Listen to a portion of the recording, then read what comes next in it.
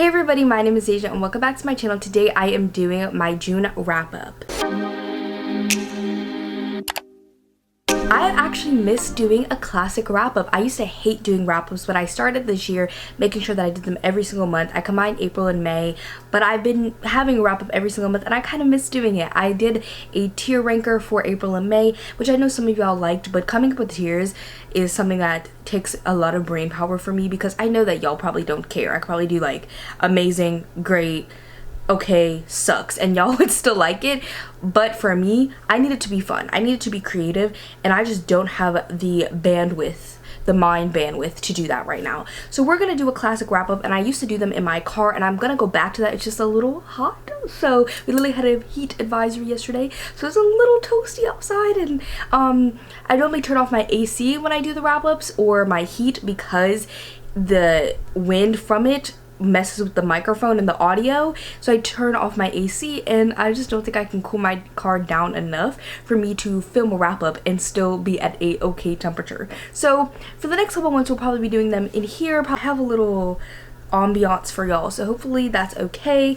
During this month I ended up participating in my readathon, the tarot readathon, and every single book that I read this month was for the tarot readathon. I do have 2 reading vlogs for the tarot readathon that includes a lot of the books, and I have a third one that should be coming out. I think every single book I read in June except for 4 are going to be in a reading vlog of some sort, so you will definitely have more content. I definitely recommend checking those out. I put a lot of time and effort into them, and I'm really proud of myself because I've been wanting to be a vlogger girly since I started my channel, and I failed in 2020, failed in 2021, kind of did a little bit in 2022, and this year I feel like I've been on my vlog game and I'm loving it. Vlogs don't do super well on my channel, but I love them, and even though I'm not the best vlogger, I'm working on it. Okay, practice makes perfect. You know, I'm also a stats girly, so we have to go over my stats first. I'm gonna put a timestamp. If you don't care about stats, you could just skip right on ahead. So for my stats, I read 18 books this month. 8 were by POC authors, probably due to my Black author horror reading vlog, which is one of my tarot readathon reading vlogs that I did this month. I didn't reread anything, and I didn't have any DNFs officially.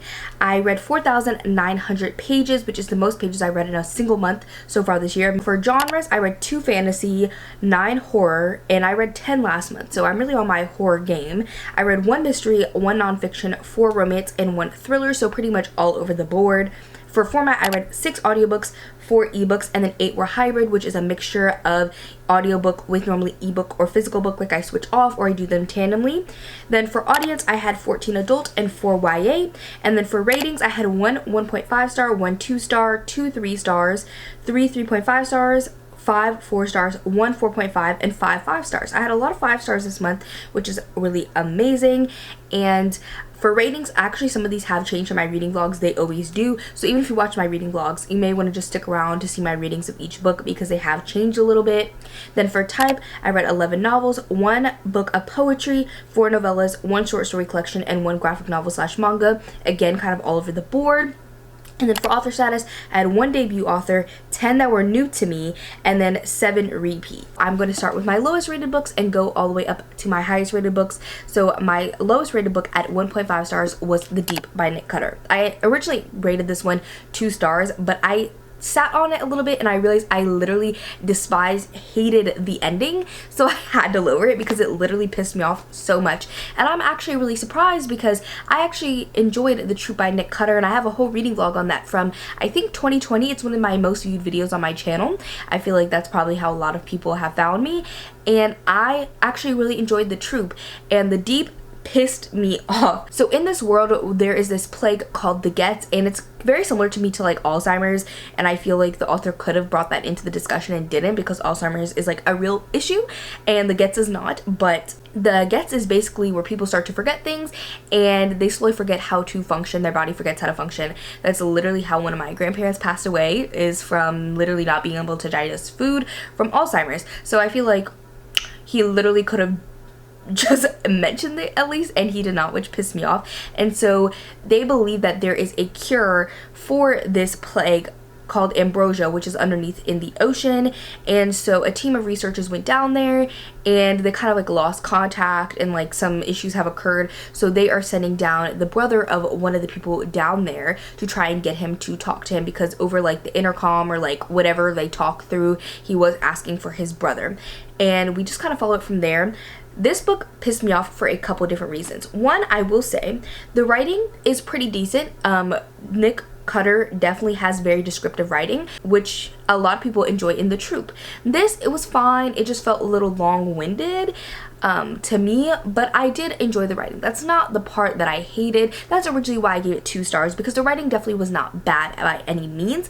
But I went into this book wanting ocean horror. I love ocean horror. It's one of my favorite subgenres. So that's why I went into this book. Really, that's why I was really excited for it, because I enjoyed The Troop and I wanted ocean horror. This book could have taken place literally anywhere isolated. It could have been on the moon. It could have been in space. It could have been in like a remote rainforest research facility. It could have been anywhere. This did not give me ocean vibes by any means. And as I said, I literally hated the ending with a passion. I've never hated an ending so much, I don't think, which goes to say a lot, because I'm a pretty easy reader to please and I literally despised it. I don't know what the author thought he was doing.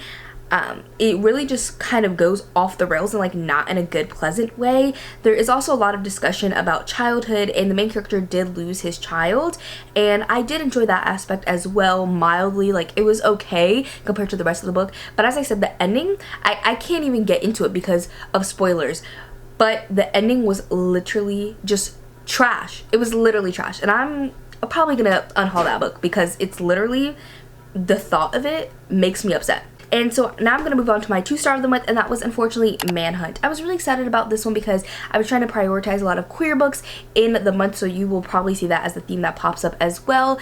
And so I was excited about this one. You can see I checked it out from the library, and I never read books that I check out from the library, so really, yeah. But I feel like with the Tarot Readathon, I was pushed to read a lot of things that I wasn't anticipating, which was really fun and enjoyable.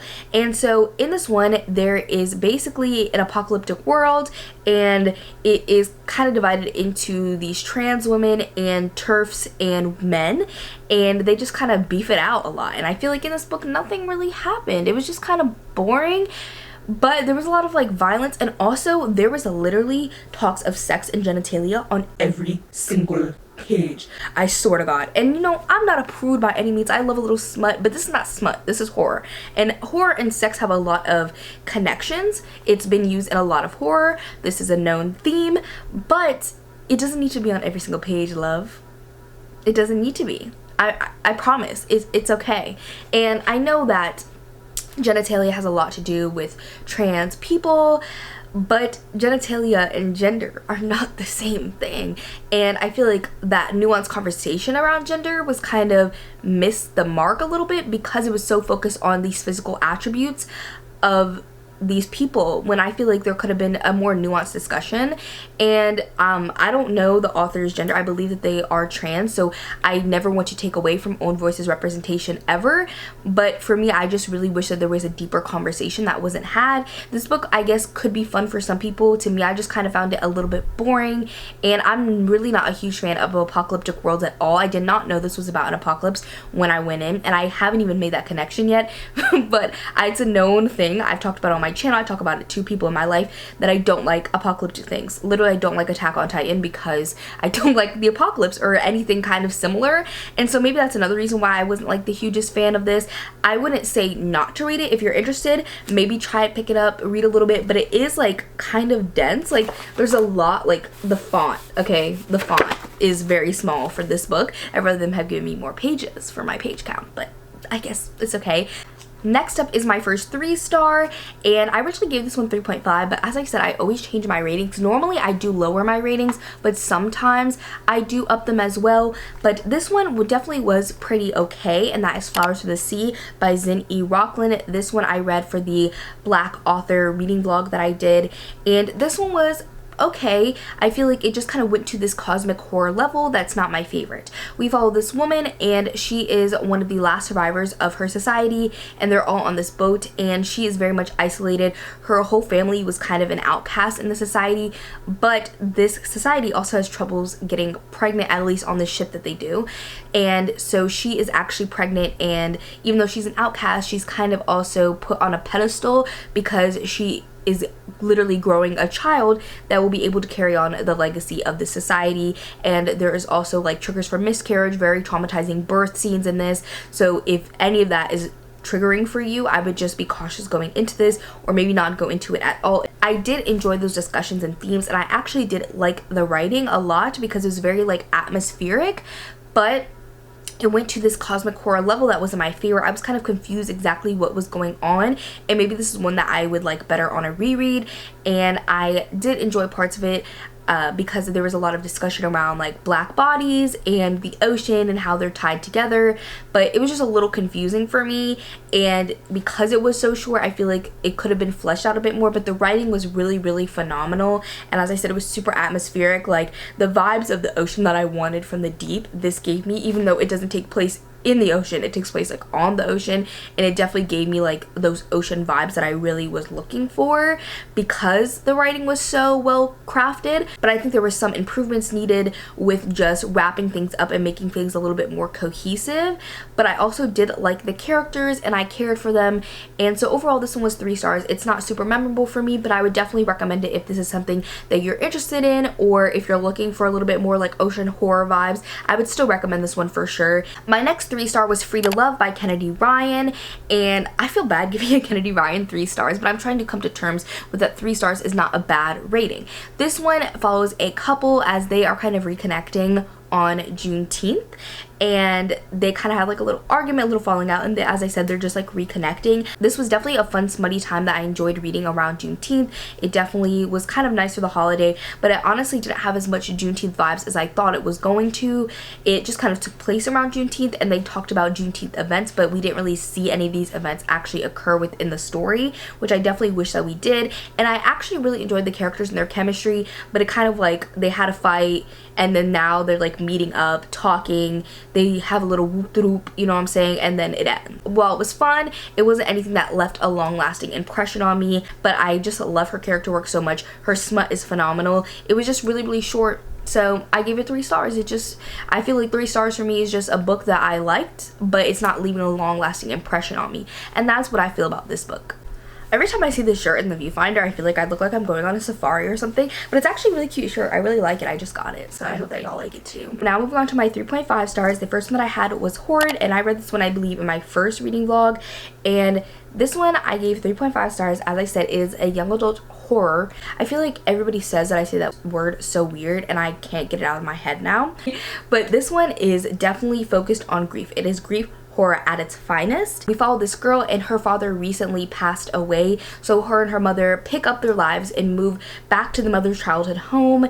And our main character faces a lot of bullying as well, and this mother has a deep dark connection to her past, and she's trying to unravel that, and her daughter is also kind of getting a bit suspicious about that. I love the grief discussions in here. I thought it was done so well, especially for a young adult audience.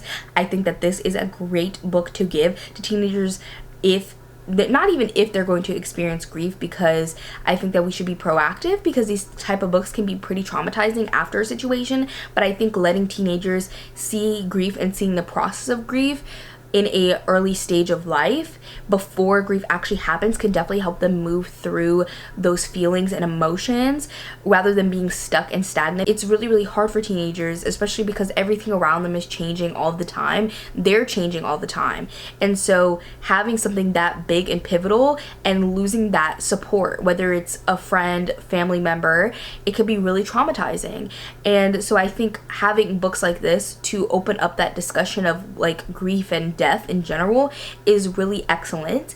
And so I appreciate this book for what it did, and I enjoyed the writing. It was super quick to read. I flew through it, and so this one I really liked it. It was better than average for a YA horror in my opinion. It just wasn't an absolute favorite for me, but I think, as I said, that this one could be amazing for grief discussions in a younger teenager. The next one that I have is In the Lives of Puppets by TJ Klune, which I also gave 3.5 stars. We follow this boy and he kind of lives in this sci-fi world where there's robots and he's one of the only humans. His father's a robot. And so he has this passion for taking in robots from the dump and kind of like remaking them. So he has two little companions. One is like, I think, a robot vacuum, which is super cute, and the other one is actually a nurse robot, and she's very cynical. And the robot vacuum, he is very anxious a lot, and they end up finding this other robot and kind of refurbishing him, which leads to his father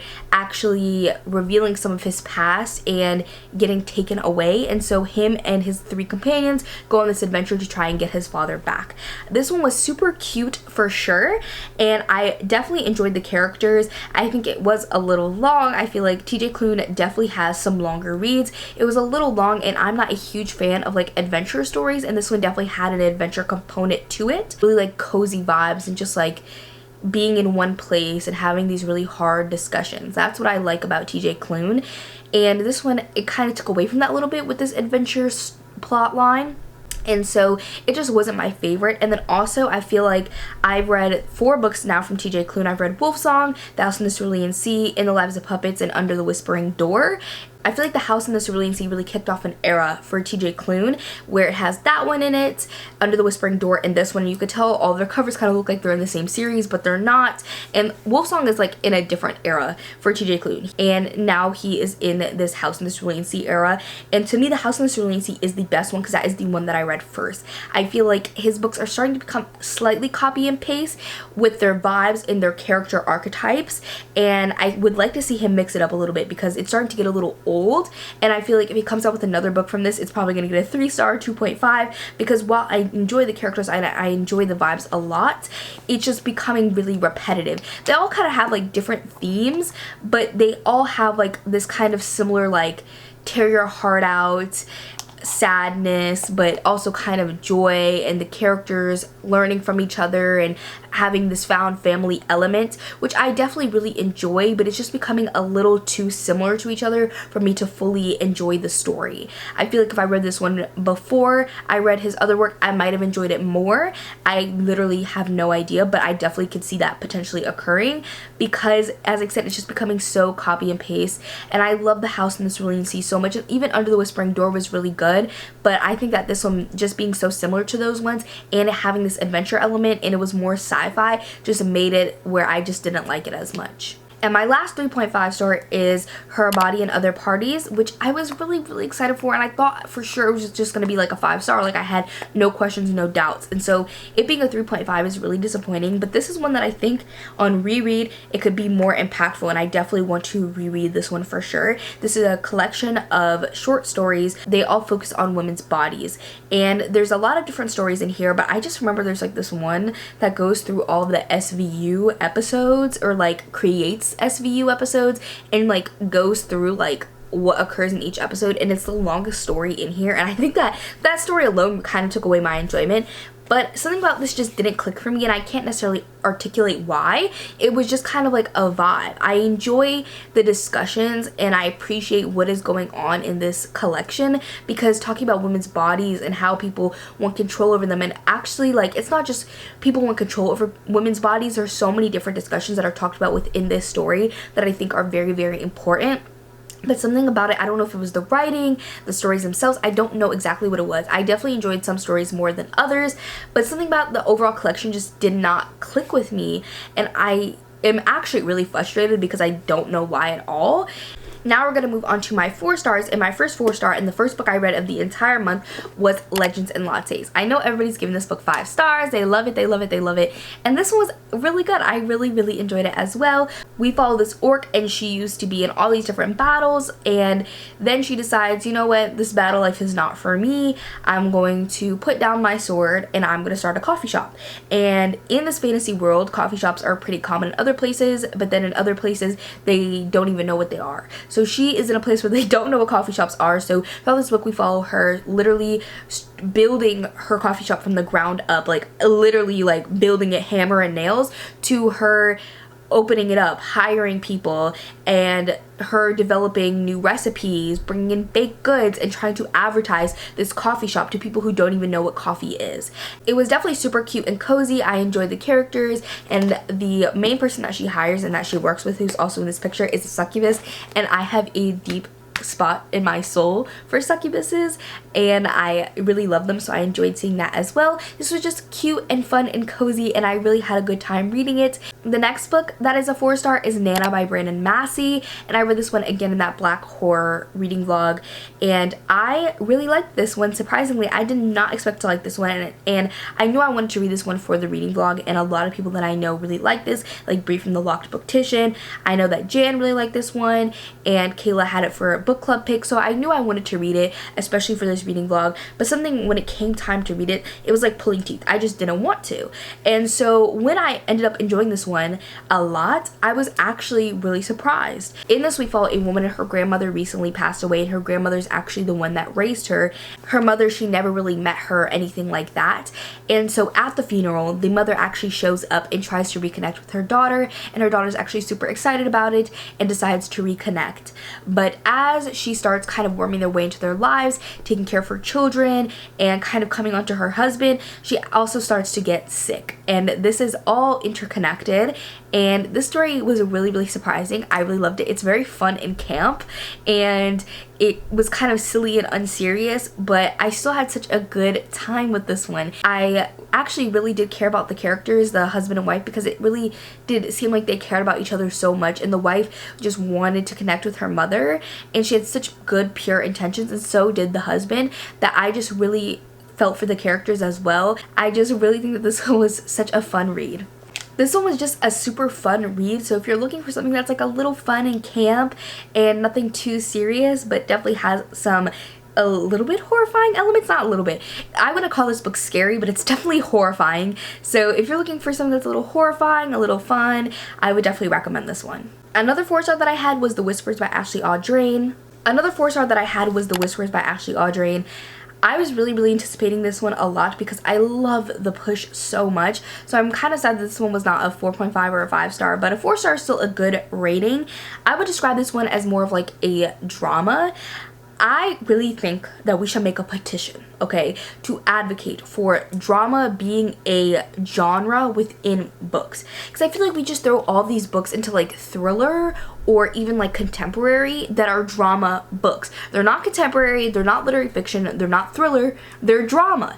And I feel like that happens a lot, especially with thriller, is that they will just throw a whole bunch of books into the thriller genre and just call it a day because they have nowhere else to put them. They're drama books, okay? They're just tea. There's nothing thrilling about them. They're just a whole bunch of drama. And Book of the Month actually did a good job because they labeled this one contemporary fiction, which I guess is like the most accurate depiction of what this is. In this, we follow a group of mothers within this neighborhood, and one of them actually had their son fall out of a window in the middle of the night. And so she is obviously in the hospital with her son as he's trying to recover, but we follow these other, I think, 3 women as we find out how they're all connected and how they all played a role in this little boy's ultimate, not demise, because he did like die instantaneously, or maybe he did. I'm not trying to spoil it for y'all. And this one was a whole bunch of drama. As I said, there wasn't really anything thrilling, and I had a good time reading this. It was a little slow, but I feel like a lot of drama books are a little slow because there's not much plot. We're just kind of following this group of characters and having a lot of back and forth between their past and seeing them all interact and how their lives are intertwined. But I honestly think that we could have done without 2 of their perspectives. I don't think that they were necessary. We follow basically the main woman, we follow her best friend, we follow a nurse that's taking care of her, and then this other woman within their neighborhood who's a little older, like on the older side, and we follow all 4 of them and all 4 of their perspectives, which I feel like got a little bit confusing.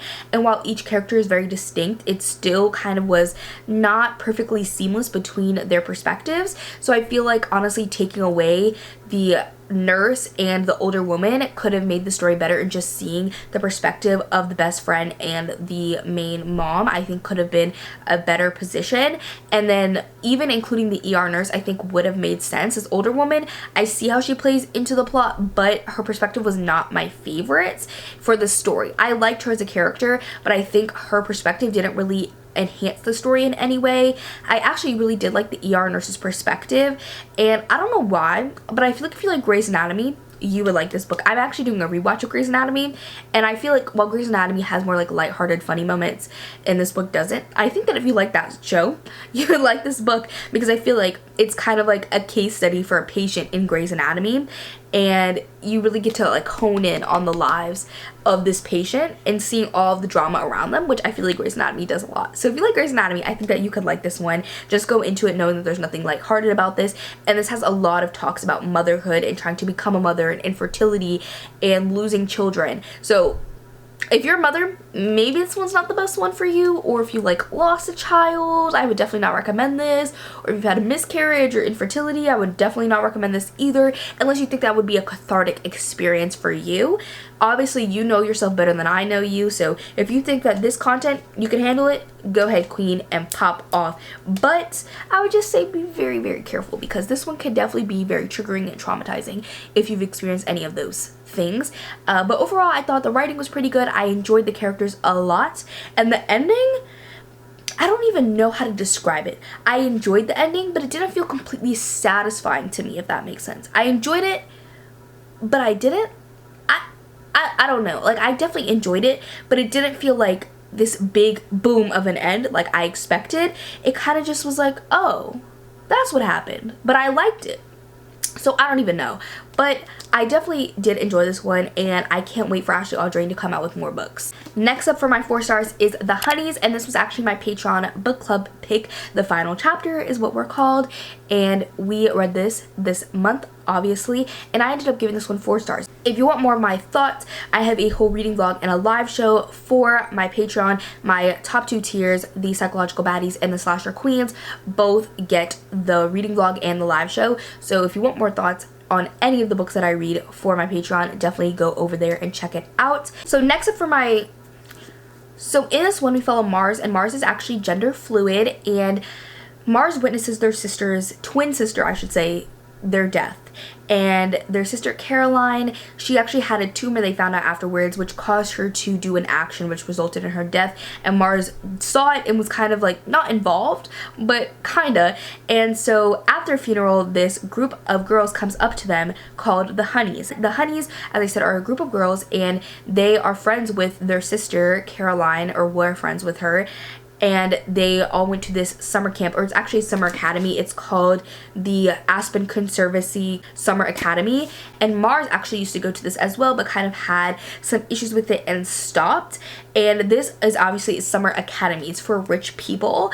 And so Mars comes from a very rich family, and kind of feels like their gender identity is a little bit, doesn't fit in with their family, I should say. And so when the Honeys come up to Mars, they actually invite Mars back to the academy, and it's like, you should come, like whatever.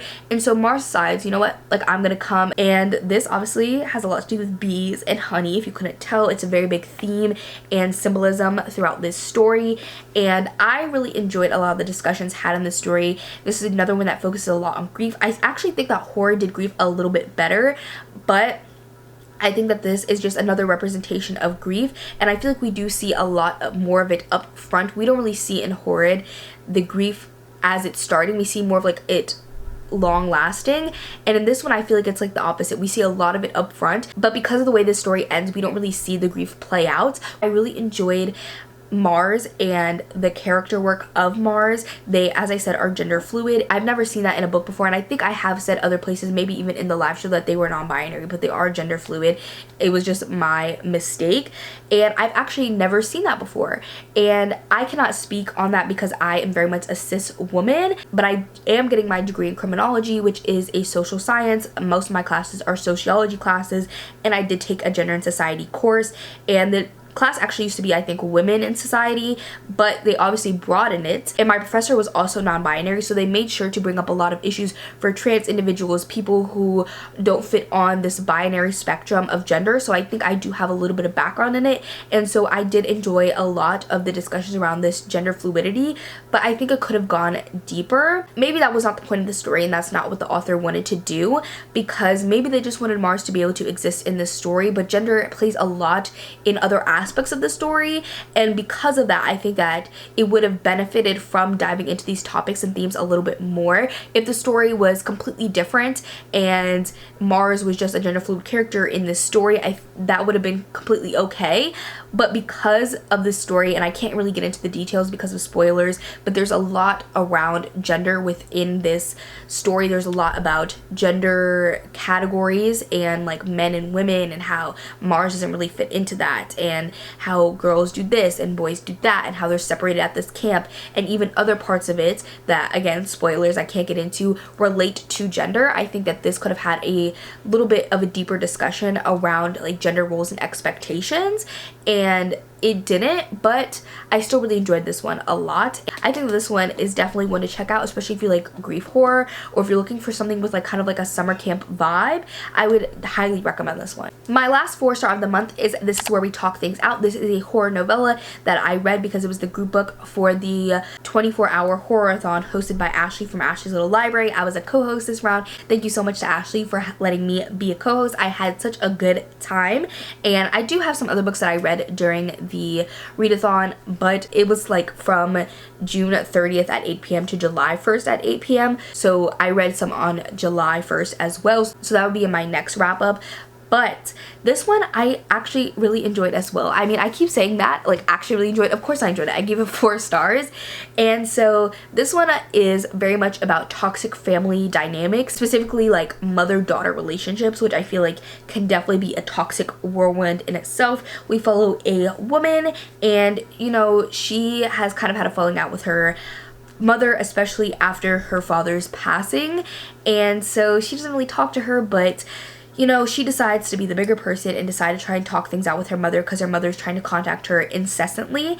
And so her partner is really worried about her, but she decides to go on this vacation with her mom for the weekend. Her mom ends up taking her to this remote cabin. She doesn't know like the address to give to anybody else. There's no cell reception, and things kind of just explode from there. This one was actually a little bit slower than I anticipated, and the ending was really good. I really liked, but I did predict the ending, and a lot of people did. I feel like the author set it up for it to be pretty predictable. Like over the course of the story there was a lot of hints, and the main character did not see it coming, but I definitely did. But I feel like it could have gone a bit darker for it being like a horror and having this horrific element at the end that was pretty shocking, even though I anticipated it. I feel like it could have gone darker, but it didn't have the time to do that because it kind of cut off. This one, a lot of people wanted to be a little longer, and I could definitely see that, and I think that it would have had more time to go into this darkness because there's a lot of build-up, an explosive end, and then it just kind of cuts off, when I think that there could have been a little bit more depth and darkness into it. But this one has a lot of discussion around toxic relationships, which I enjoyed a lot, and toxic parental relationships, which I think is something that we don't talk about enough, because parents are put on this pedestal in society, and as they should, especially mothers, because being a parent is hard, being a mother is hard. Most people are just trying their best, but also there are a lot of bad parents and a lot of bad mothers, and that is not something we discuss a lot unless parents are like aggressively abusive. But abuse comes in a lot of different shapes and forms and fonts, and we don't talk about that enough. I think a lot of times people of older generations, even when you're an adult, think speaking up for yourself to your parents is disrespectful, and I just don't necessarily see it as that. While this is a very extreme case of toxic parents and bordering on abusive, I think it brings up a lot of discussions about how parents can be toxic in a lot of subtle ways, and we shouldn't just leave that. You know what I'm saying? If a kid feels that, I think that they should be able to bring that to their parent and have a discussion about that, because it's a relationship. It's not a dictatorship. And as I said, this is an extreme case, and I feel like especially for daughters and mothers, I think that there's a lot of butting heads, especially around like the teenage age. And while this is older, like the main character, she's like in her 30s, I think that obviously it still brings up those discussions. So I think if you have a mother, this could actually be really relatable. Even if you have a really phenomenal mother who's not toxic at all, there's always still going to be those little arguments and things that you had disagreements on, and I think that this could be a really cathartic experience. Moving on to Blacktop Wasteland, and this was another one I read it for my Black horror author reading vlog, and this one is actually a thriller, but I wanted to throw it in there because I love S.A. Cosby. My mom is actually currently reading this, so I have the physical book, but just not with me right now. and this one is one that I really enjoyed. We follow this main character named Bug, and he is just this sweet little man who loves his family and his kids and his wife, and he has really cleaned up his act. He used to be a getaway driver, and that's how he used to make money, but he didn't really want to live that life of crime anymore, so he cleaned up his act, as I said, and he kind of just leads a simple life, but he is actually kind of getting strapped for money now. He is really struggling. Things just keep popping up, you know how life does, where an expense here, an expense there, and it just keeps all piling on top of each other. And so he decides to take another getaway job. And I just love Bug so much. He is such a good character, and I think I talked about this in my mid-year book freakout tag, but to me, he just seems like an uncle that I just want to go to his cookout and hang out with his kids and meet his wife, and I just want to, like, you know, chill with them.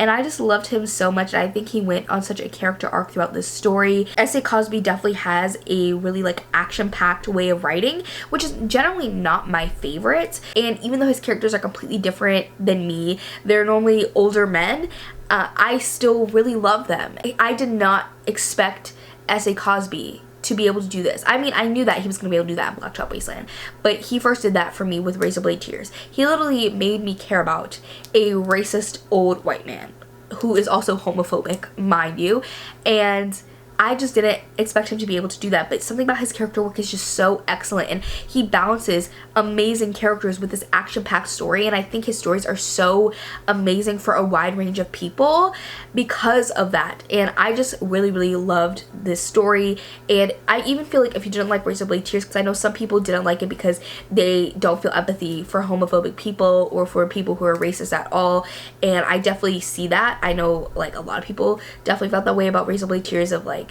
even though S.A. Cosby did a good job with his character work, they didn't care about the characters because they're racist and homophobic at the beginning of the story, at least. And this one, Bug doesn't have that. He's a good man through and through. He doesn't have any issues like that, but I just cared about him so much, and I really loved his story.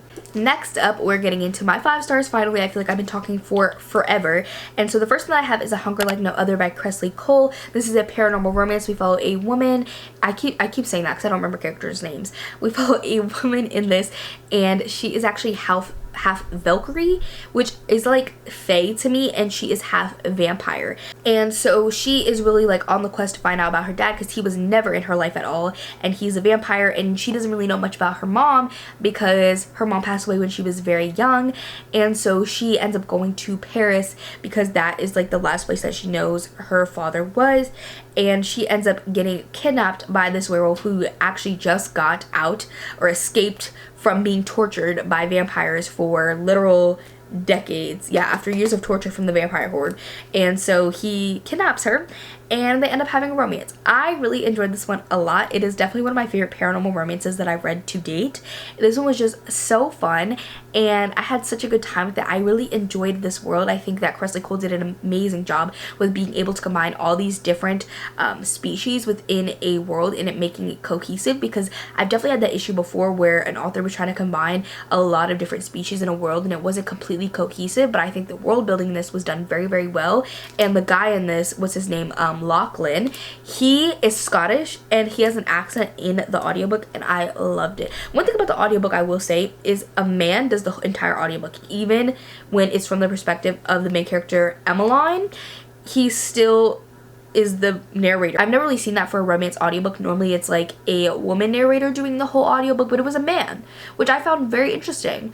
But this one was just a lot of fun. If you're looking for a paranormal romance, I think that this one would be an excellent one. My next 5-star was Heartstopper Volume 4. I read this one, and I haven't read a Heartstopper volume in a while. Obviously, the last one I read was 3, but I feel like I've read that one quite a while ago, and 3 I really loved. I know people love the series a lot, and I do enjoy 1 and 2, but I loved 3 so much because they went on this vacation trip and it was spring break and it was so fun. And this one takes a turn. It's a lot darker than the other ones in this series, but I really, really loved it. In this whole series, you follow Nick and Charlie, and they are on the same like rugby team, I think it is. I don't even know, but they're on the same like sports team at their academy, and it takes place in England, and they end end up like having little crushes on each other, and it's so cute and heartwarming. In this one, we follow a lot more darker themes, specifically relating to like anorexia, eating disorders, just mental health in general, which I really appreciated those discussions, and I thought they were done phenomenally, especially at the age level that this is for. This is obviously for young adults, and I think that, again, this is another young adult that I read this month that I think would be great to bring up these discussions to teenagers, because teenagers really do face a lot when it comes to eating and eating disorders and mental health. Being a teenager is hard. I know, I was just a teenager. I don't know how long ago you were a teenager, but I was just a teenager, and being a teenager is really, really difficult. Everything is changing, as I said, all the time, and that can be really hard with mental health. Being a teenager, everything is so heightened, and I think that this story really dove into that super well. I really enjoyed reading it, even though we had these really hard discussions, because Alice Oseman just has such a perfect balance of talking about these topics but also having these cute, heartwarming moments that balance the story really, really well. If you have a teenager, as I said again, I think this would be an excellent one to kind of bring up these discussions around mental health and eating disorders and making sure that your kid is okay, because a lot of times kids have mental health problems, eating disorders, and they don't talk to their parents. They're very, very good at hiding things. I know. I was just one. So I think that this could be a really good one for teenagers for sure. My next 5-star I also read for that Black horror reading vlog, and that is Cirque Berserk. This is one of my favorite books of the year, okay? I love this one. I knew I was going to, and I'm actually really happy because it actually happened. As you can see from a lot this year, I've had a lot of books that I thought were going to be 5 stars and weren't. The Whispers and Her Body and Other Parties, 2 examples of books that I thought were going to be 5 stars, all-time favorites, and just weren't. They were good, but not blow me out the water. This one was so good. We followed this group of teenagers, and they actually just had their senior day, but it was actually like a little lackluster. So they're like, okay, well, we're free for the whole rest of the night until like tomorrow. We still have the rental on this car that we got, so let's just do something fun. Let's do something crazy. And so they decided to go to this abandoned amusement park, or it's not an amusement park, it's like a carnival called Cirque Berserk. It actually had a mass murder occur back in the 80s because these teenagers kind of went rogue and killed a whole bunch of people at the amusement park slash carnival. And so it's kind of has some legends because the teenagers kind of up and disappeared, so people think that they're dead. People think that they're still haunting the place because people still kind of go missing and die around Cirque Berserk. So people aren't sure exactly what happened to these teenagers, why they had this motive to do what they did, and nobody really knows. So they are like, you know, some crazy teenagers like, let's go, it'll be fun, they said.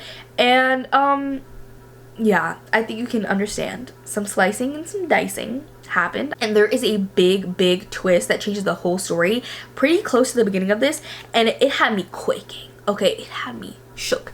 And this obviously has flashbacks to the 80s. We get the perspective of the teenagers from the 80s as well, and I loved that so much. I love the carnival vibes. It was perfect at some 80s vibes, and it also had a black character and an indigenous main character as well at the very forefront of this story, and I can't tell you who they are, but I really loved the characters in this a lot. You know, as I said, slicing and dicing occurs. I'm not going to say by who, but this is a case where I really felt for the people doing the slicing and dicing and the people who are getting sliced and diced.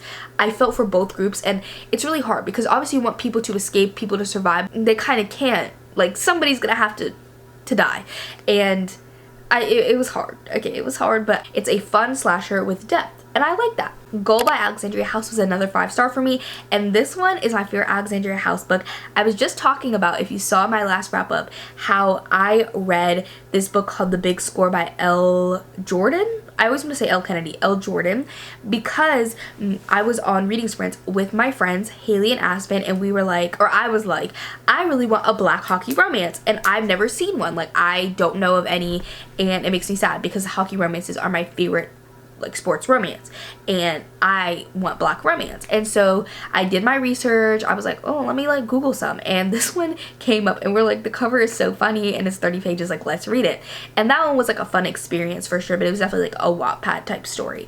And so I saw this one out of nowhere, and it's actually been popping up all the time now that I've read it. I hate when that happens. It's so weird when you've never heard of anything and then you read it or you watch it, and then now it's popping up everywhere. Everybody's posting about it, everybody loves it, and you're like, where were y'all? Like, literally right before I read this. This one was just so good. As I said, it's a black hockey romance, and it has the nanny trope, kind of like single parent. They're not a parent, but they take on parental responsibilities, and so they hire a nanny, and it's just so cute. So it follows this man. He's a hockey player, and he has this girlfriend. They buy a house, and he gets this call like, hey, your dad who abandoned you as a kid, he has 2 children and he passed away, and his wife is also dead. She passed away years ago, so you are the next of kin. Here you go. So he's like, okay. And obviously his girlfriend is like, I'm not a mother. But he takes in these children who are extremely traumatized because they lost both their parents, and he ends up getting a nanny, and he has a romance with the nanny, and it is so good. It is just chef's kiss. It's not too long, it's not too short. The character work was amazing. I love this nanny element. I love all the tropes that were involved, and it was just so good. I highly, highly, highly recommend this romance in general, but if you're looking for a black hockey romance, this is the one. And the last 5-star that I read this month was Black Girl Call Home, and this is actually a poetry collection, and I read this one. It wasn't on my TBR at all, but what happened was I got this card, the Hierophant, I remember what it was, for the Tarot Readathon, and it was like read a poetry collection. I was like, oh, I don't have any on my TBR. So I was like, okay, well, I should read one by a queer author for Pride Month. And so I'm googling, and I find this one, and I'm like, okay, black, queer, let's read it, let's go. And so this one talks about all the issues related to black women. I promise you, every single issue that you could think of related to black women is in this. Maybe it's a little light on like the medical trauma, but it does talk about forced sterilization, so it goes there a little bit. But this one talks about every single issue related to black women, and being a black mother, being a black daughter, and being just in the black community, because black women have such a unique experience, and it talks about that, how their experience compares to white women, how their experience compares to black men, and then also how they are impacted by things going on in their community. For the most part, gun violence is a black men's issue. Black women have definitely been killed in gun violence, just not at the same rates. Obviously, we all know Breonna Taylor, but black men are killed at the highest rates because of gun violence and police brutality. And this talks about how impactful that is to black women, even though most of them will not be directly harmed by gun violence in that way or police brutality. Their sons are, their husbands are, their fathers are, and how that's impactful, and how black women are the cornerstone of the black community, and how much they put on our shoulders. And it was just so good. I literally ate it up. But it talked about food, it talked about hair, it talked about the culture. It literally talked about how Halle Bailey was Ariel. It talked about Kanye West. It talked about music. It talked about literally everything in such a beautiful, nuanced, poetic way. I cannot recommend this one enough. So those are the books that I read this month. I know I said I was not going to talk about all of them for this long, but I literally have over an hour of footage. So yeah, I don't know how that happened, but I hope that you guys enjoyed this video. I had a great time filming it. I don't know what this was, but I had a great time filming it. Thank you so much for watching. If you made it to the end of this video, leave a little hockey stick emoji down below, and I will see y'all in my next one. Bye everybody. I'm writing rhymes in the kitchen, soaking in moments we live in, yeah.